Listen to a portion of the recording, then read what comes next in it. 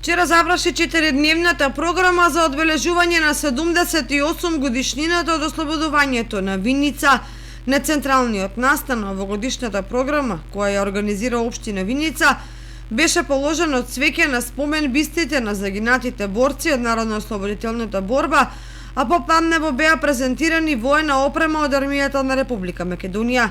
На централниот настан присуствуваа советници, граѓани на општина Виница, како и градоначалникот Миле Петков, кој ги поздрави присутните. По повод денот на ослободувањето на Виница, 30 август, ние имавме 4-дневна програма.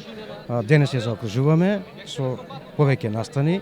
Рано утрово положивме свежо цвеќе на народниот херој Кирил Михайловски Груица, кој што потекнува од Виница. Еве сега сме тука на промоција на воена опрема од касарната Јане Сандански од Штип. Прославата ќе ја закружиме вечер со музички настани за сите љубители на музиката, од сите категории, и за млади и за стари, на градскиот площад Ангел Винички од Виница. Ова е, како што истакна и припадниците на армијата, дека ова е прв пат да биде изложена воена опрема од страна на армијата на Република Македонија.